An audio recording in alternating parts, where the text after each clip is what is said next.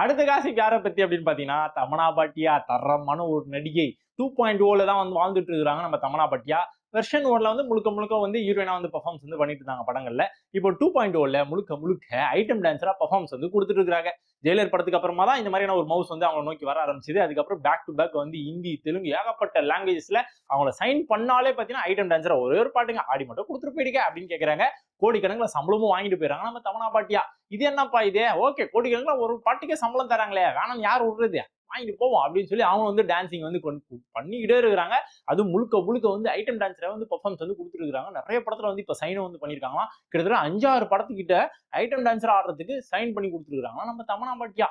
என்னப்பா இதுக்கப்புறம் ஹீரோயின் எல்லாம் பார்க்க முடியாதான்னு கேட்டீங்கன்னா கொஞ்சம் டவுட் தான். பிகாஸ் படத்துல நடிக்கணும், ஹீரோயினா நடிக்கணும் அப்படின்னா 2 கோடி 3 கோடி வாங்குறோம் அப்படின்னா கிட்டத்தட்ட ஒரு மாசம் கால் ஷீட் கேட்பாங்க, 15 நாள் கால் ஷீட் கேட்பாங்க. ஆனா ஒரு பாட்டுக்கு ஆடுறோம் அப்படின்னு வச்சுக்கோங்களேன், 2 கோடி வாங்கிட்டு போயிடலாம், 3 கோடி வாங்கிட்டு போயிடலாம். எத்தனை நாள் ஷூட் இருக்கும்?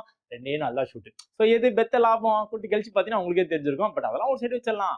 ரீசெண்டா தான் பிரேக்கப் ஆச்சுன்னு சொல்லி ஒரு இன்ஃபர்மேஷன் வந்து பாத்தீங்களா, அந்த பிரேக்கப்புக்கும் காரணம் இந்த மாதிரியான விஷயங்கள் தான். தொடர்ந்து வந்து கிளாமராவே டான்ஸ்லாம் ஆடுறாங்க, இந்த மாதிரியான பாட்டுலயே ஆடுறாங்களே, இதெல்லாம் சரிப்பட்டு வராது அப்படின்னு சொல்லி 2 பேருக்கு நடுவில் வந்து நிறைய பிரச்சனை தான். அதுதான் காதல்ல பிரேக்கப்பே வந்துதான். ஸோ இது எங்க போய் முடிய போகுது நமக்கு தெரியல. இதுக்கப்புறம் ஹீரோனா பார்க்க முடியாதுன்னு நினைக்கிறேன். பரவாயில்ல, ஐட்டம் டான்ஸரா பார்க்கலாம்.